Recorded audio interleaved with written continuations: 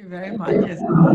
As I said, you've been very kind, both you and Kumar, in being so kind and sort of saying nice things about me. I can assure you, it's a very basic understanding that I can communicate.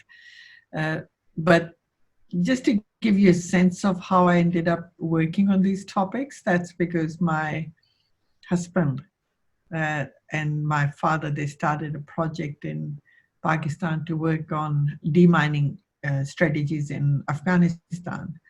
And it's at that time that a young man, in fact, gave me publications of Lashkar-e-Toiba and also Jaish Muhammad.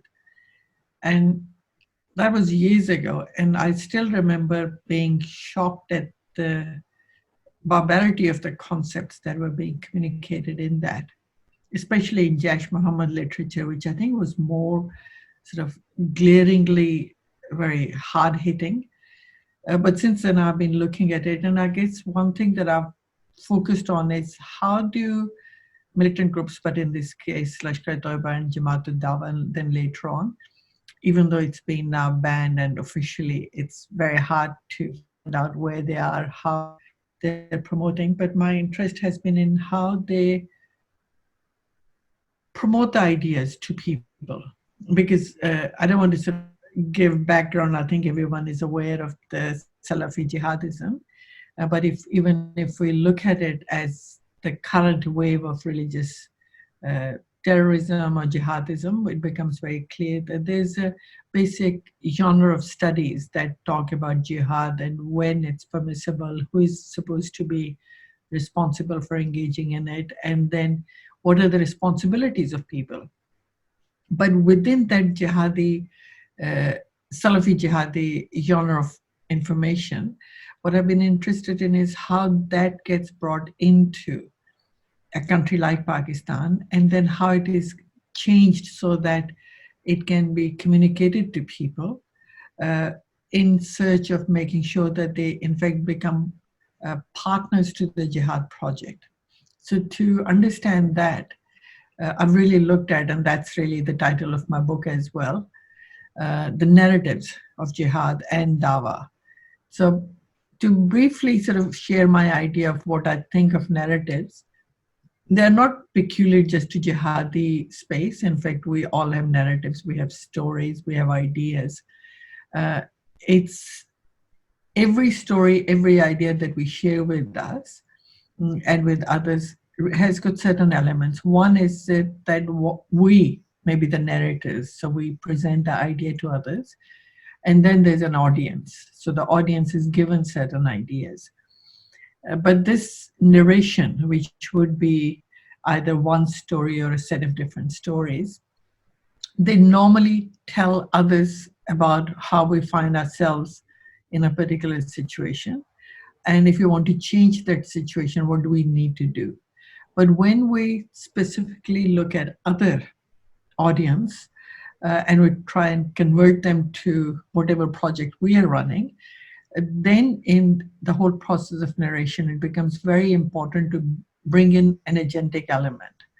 And that really includes the idea of what is it that's stopping us or the group that's looking at certain issues from achieving the good end or ultimate positive end that we're looking at, and how do we overcome that?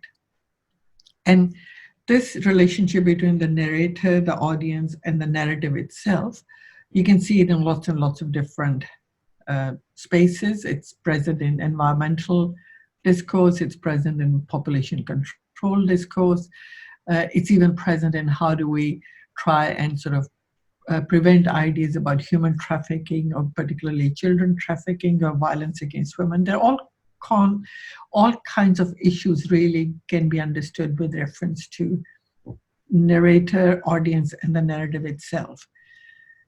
I guess what I've been interested in looking at is how does this relationship manifest itself in the jihadi literature run by Lashkar-e-Toiba and Jamaat-ud-Dawa.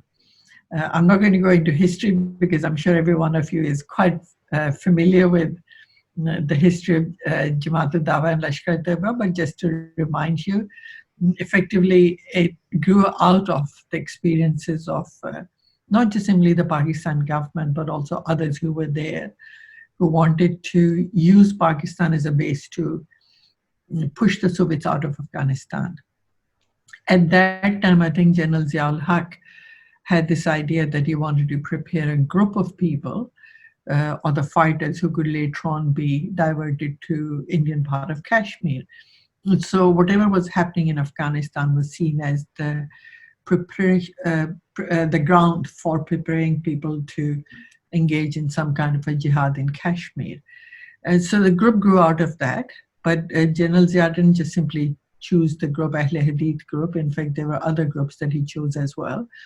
And all of them were trained in different ways. They went and fought with different people, different groups. And that's really where they learned the idea of jihad. So effectively, they already had a body of knowledge that they were familiar with in terms of Islamic ideas, what is acceptable, what is unacceptable, how do you change the world. And then on that, they superimpose their experience of fighting jihad in Afghanistan. So having been created, say, in 86, 87, Markaz Dawah wal Irshad really became the main body from which Lashkar-e-Toiba was formally launched in early 1990. And they published a lot of papers, magazines, books. And because of, once I was exposed to those papers, basically I've been following them to collect as much as I can. And what my interest has been in to see how they have changed the language, the ideas, what they tell people, what they ask them to do. But Lashkar-e-Toiba throughout this period engaged in a very clear effort, which was to recruit people.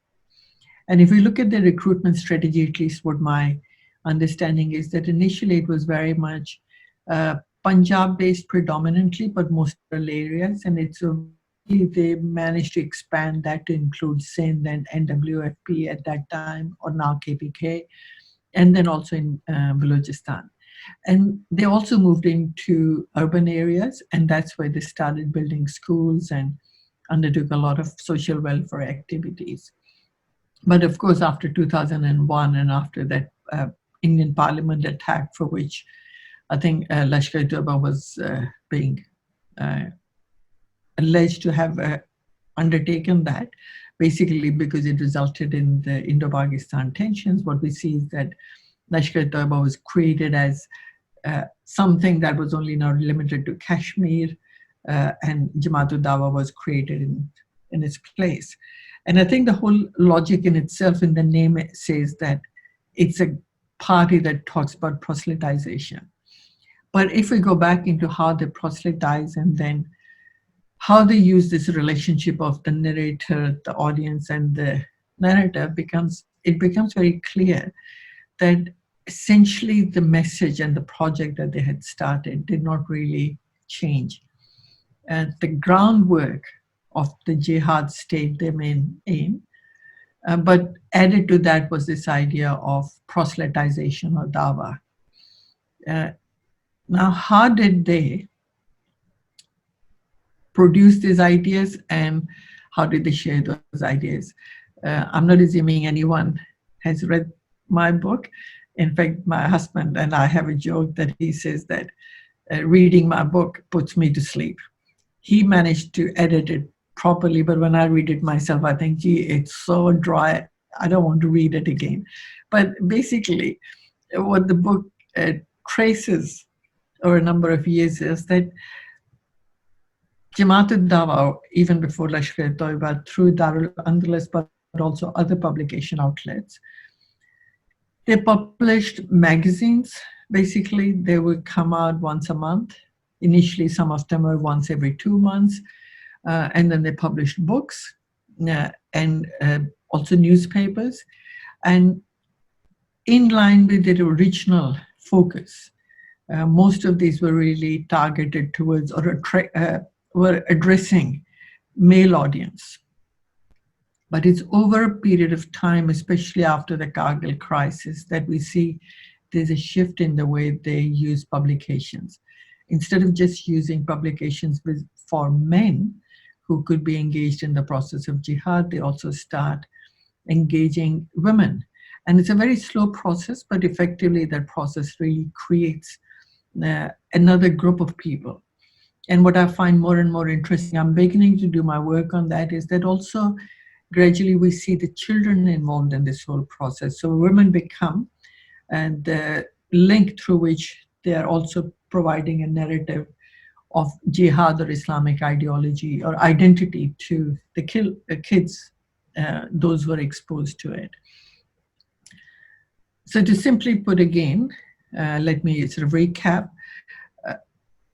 Jamaatul Dawa and before that Lashkar-e-Toiba through Darul Andalus, they have published different kinds of publications, initially mostly male targeted or male oriented, and then gradually female were included in that. But literature for women is separate from that for men. And it's not that the men don't write in the magazines for women. In fact, they do, and they're often treated as authentic understandings of what Islam is all about. But predominantly, the whole effort has been to create a whole group of female jihadi proselytizers as well, not jihadi combatants, which is very different from other groups where we see jihad sort of being promoted. So that's the overall landscape that I think we're dealing with. Beyond Darul Andalus, we also need to know that there are linkages that have been established, and now they're going more and more underground, and some of them have stopped working, at least publicly. But there are linkages established between Darul Andalus as the main publishing house for Jamaatul Dawa and other very right-wing Orthodox Islamist publishing houses. Yeah, and you could find books from one place to another, but it's only when you look at the author you can gradually find out that they are in fact connected. So when we look at narratives, and now I promise I'll come to what I really want to focus on, where we shouldn't just think that it's only the Jamaatul Dawa labeled publications that give us an insight into how they indigenize Salafi thinking. We can look around into other publishing houses and their publications as long as they're the same people, and it gives us an insight into how they're indigenizing narratives. Now, when I talk about indigenization, I guess what it really refers to is my understanding, which also applies to how I look at how Muslims learn about Islam in Australia, is that there's a general body of knowledge about religion, which is common to all Muslims, basic tenets. Everybody understands that. But beyond that, there are ideas that there's a lot of debate for interpretation. And it's really, when we talk about how different groups start indigenizing knowledge, what becomes significant is that how a particular interpretation, one, is brought into a new space, and then how it is presented to the people. Because it's in the terminology that you use, in the wording that you use, that you really create the communication link, without which the narrator and the audience don't really establish a relationship. So that's really, I apply that even understanding when we see how young people pick up their ideas of Muslim identity in Australia. But that's what I've also applied to see what instruments or approaches Jamaatul Dawa uses to build that link with their audience. Because without that, as I said, they won't be able to secure the help of the audience into the Jihad project. So the one which I think is very interesting for me is their attempt not at homogenizing the literature or the narrative, but hybridizing the narrative. And in that, the way I differentiate is that the basic Salafi thinking, not just totally Islamic, but Salafi thinking, if we just bring it, say, from the Gulf or the Middle East into Pakistan, given the way that words and ideas are seen in the Middle East, it may not have the same appeal in Pakistan. So it becomes very necessary for people to change, and not to change the essence of it, but the words that are used and the way in which they have been communicated to local people. And so Jamaat al-Dawa has been very good at that.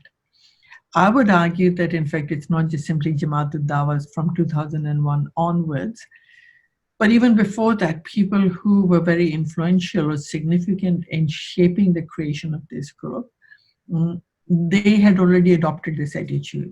In fact, I would argue that those of you who are familiar with the mosque cultures, especially in rural areas, that all the good khatib, those who give sermons, they're successful because they can translate very difficult ideas into very simple, explainable concepts to others. If you try and be too analytical, then you're put aside into a category which is too academic and you don't want to really deal with that. It's significant if you want to say prayers, but nothing more than that. I think in case of Jamaat al-Dawa, Hafiz Bahawalpuri, who was Hafiz Said's uncle, but also his father-in-law, and who was also his teacher, he had developed this trait, or this sort of history of giving sermons, and later on it was published as Khutbah de Bahawalpuri, which when you read that, you start wondering, where is it coming from, what is he saying? But he uses terminology which is very simple, very colloquial, very local. And if you know those terminologies, you can straight away make a sense as to what he's trying to do. So if he's being very anti-women, it becomes very clear, women have to be really covered. But the way he talks about it is not in the same way as it would be done in the hardcore Middle Eastern Salafi literature. So I think given the fact that Hafiz Said was so influenced by Bahawalpuri, we can also understand that him and then Zafar Iqbal and others who worked with him, they've adopted the same attitude to simplify and indigenize the language, hybridize that, to bring in Salafi thinking into Pakistan with reference to Ahle Hadith thinking, but even particularly JUD's brand of Ahle Hadith thinking, not the general, the Markazi Jamaat, Ahle Hadith Jamaat's thinking. So now let me briefly touch upon the two categories that I had identified, women and jihad. So first of all, women. I guess we don't need to go too far into the literature to know that in Islamic history and even now, when we look at the rights and responsibilities of women or what Muslim womanhood means, there's been a whole literature that's really been guided by and dominated by male interpretations as to what the rights and responsibilities of women are. And the Salafi thinking about that has even been more restrictive compared to others who may have sort of some space for openness for women. This whole Salafi thinking about women, which basically reduces them to the family sphere, where they can be significant in playing a role, but only to support the family, the husband, children, extended family, has become sort of part of the way Jamaat al-Dawa has talked about the woman's identity as well.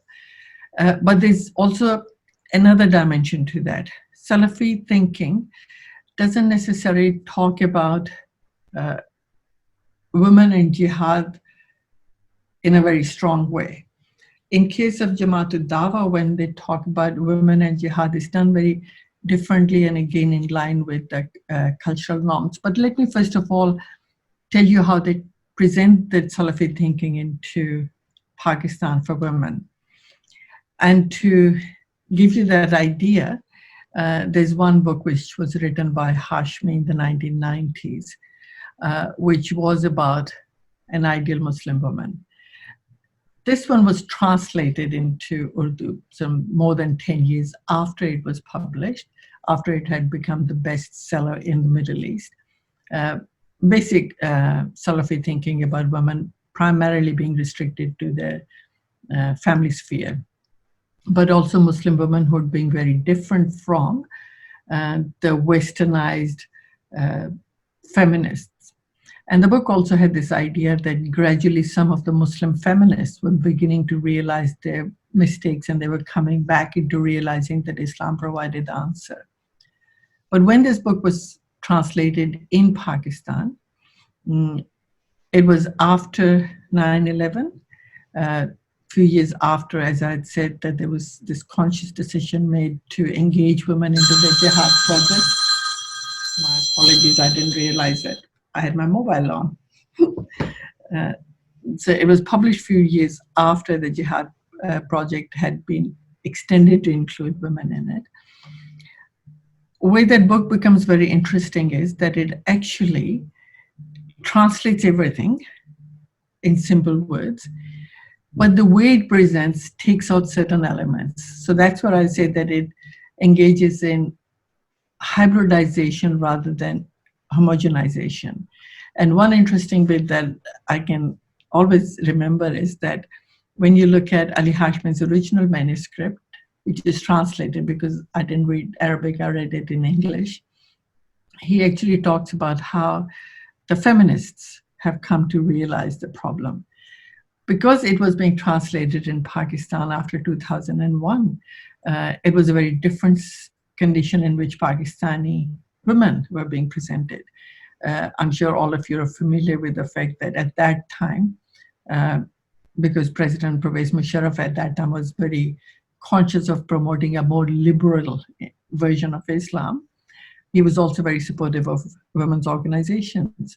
So it was sometimes in a very derogatory sense said that there was a feminist industry in Pakistan. But then there were other women like Asma Jahangir who really talked about Islam and used that to criticize patriarchal norms in Pakistan. And some of the work that he had done also used Islamic teachings or Islamic history to argue against patriarchal practices.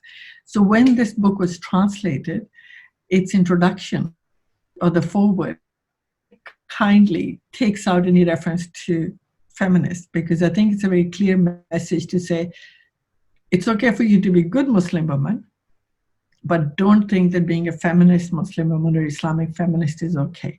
So even the literature that talks Islamic feminism becomes excluded from this space.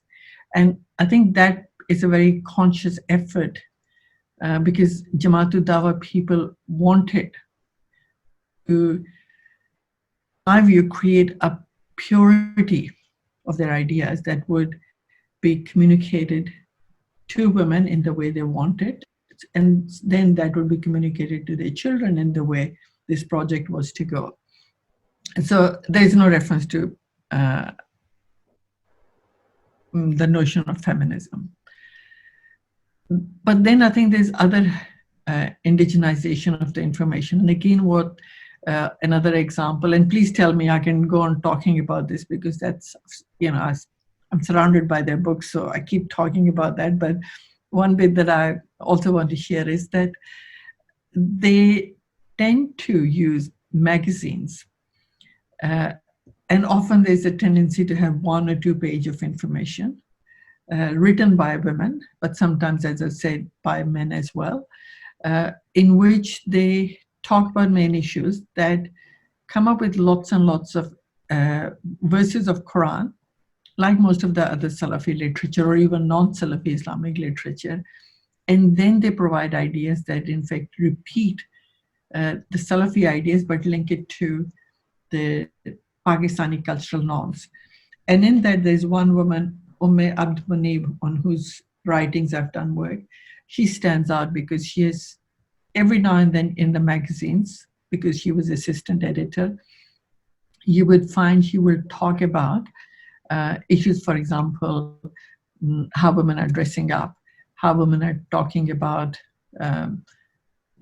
even fashion, how women are using mobile, how women are going out into the shops to do the shopping, and how they behave in a way that can be very un-Islamic. And the more she talks, again, she uses Salafi thinking, but she constantly talks about it in Pakistani terminology. For example, one thing that she picks up ideas, say, from Ali Hashmi to say, even brothers-in-law are also non-mahram. So she repeats that, but then she puts it in children's, sort of in women's terminology, and also points out that not only should you not be dealing with the brother-in-law because he's a non-mahram, but even a young boy who's grown up and can see the difference between women and sort of men, you shouldn't have anything to do with it. So this whole idea then is presented with reference to the history. And again, what I find interesting is that when they talk about history, or these women talk about history of cultural norms, they combine South Asian cultural norms with Islamic cultural norms. And that's where hybridization, I think, becomes very obvious. They don't say that it was the Islamic South Asian culture, but they say in our culture in South Asia, previously, this is how women behaved. And now these more westernized women are missing that point and they're behaving differently. So they shouldn't be doing this. So I guess in that sense, what I really want to point out is that the literature about women or ideal Muslim women in lots of ways translates Salafi ideas, but then it uses local idea, for example, susral, Mecca, fashion, bache, and all these ideas, and then presents it to women and say, if you want to be a good Muslim woman who can participate in the jihadi project, this is how you should behave. And that really opens up the way, as I've been implying, for them to become actors or agents in supporting the jihad project. Not by actually in being involved in the combat, but by preparing the groundwork, by promoting their kids' ideas of jihad, but also by supporting their husbands in the idea of jihad. So that's one space. Let me sort of, do I have another 10 minutes for this? Okay, another 5 minutes if you could, because I can also see a lot of questions already up, but whatever, it's fascinating, so right. Whatever. Yeah. All right. Okay, so in a case of jihad, I think let me then limit to my discussion of jihad in terms of how that's been promoted. Again, the idea of jihad, I'm sure everyone knows there's a debate within Islam whether it's the communal obligation, whether it's an individual obligation, under what circumstances it's permissible for people to take up arms, what are the spaces in which they can do, and does it have to be the state or the ruler's permission, or can anyone decide on their own that they can engage in jihad? If we look at even the Salafi literature on jihad, starting from Qutb, but also other people, what stands out is that they do identify the notion of the obstacles to Islam's strength or return to its glory days. And in that, they are also narrators and talking to audience with some notion of a story of what they want other people to do. When we look at how people in Jamaatul Dawah have picked it up, they have used the basic ideas. They constantly point out that it's everyone's responsibility to engage in jihad. But then they know that they're operating in a country like Pakistan. So instead of saying that everybody has to go to jihad, they say, but you shouldn't if your parents need you. But then when they think that they're running out of people, then they start introducing this knowledge that if you're really committed to jihad, you will go to jihad. So there's a sort of modification based upon what they need. But whatever ideas they give in terms of jihad, why Muslims have to go and engage in it, they try and do that in like for women, in a manner. And one example is, which I think I've used it in another paper, is about more like an encyclopedia of jihad. And they translated ideas from Salafi Arabic writing in the Gulf. And when you see the forward, it becomes very interesting because the process by which this translation took place is clearly recorded in a way that says that we don't want to give analytical, academic, even exegetical discussion of these ideas. We want to communicate to people in the way that they can understand.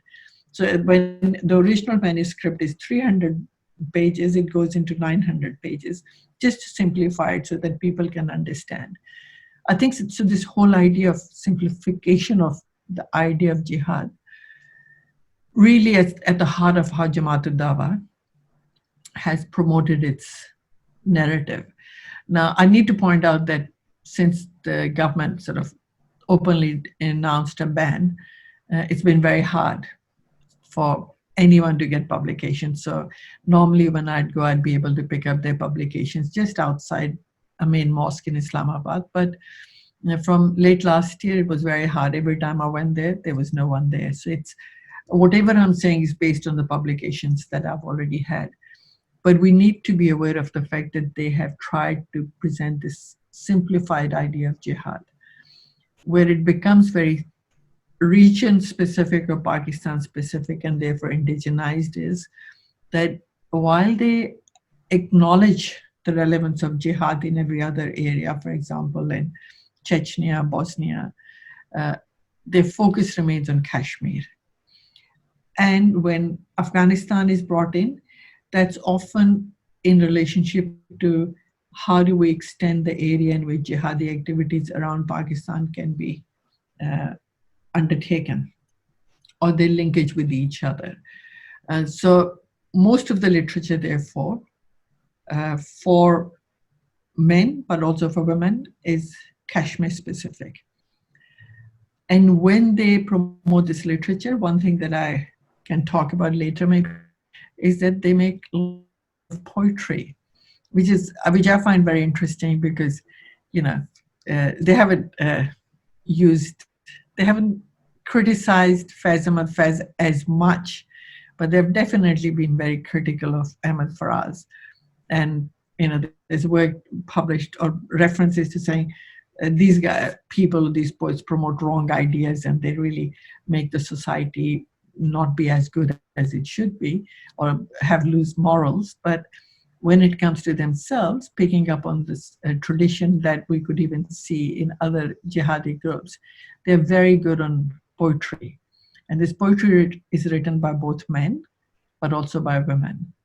And the poetry actually eulogizes. In case of men, it's total martyrdom. In case of women, it's martyrdom and struggle of the men.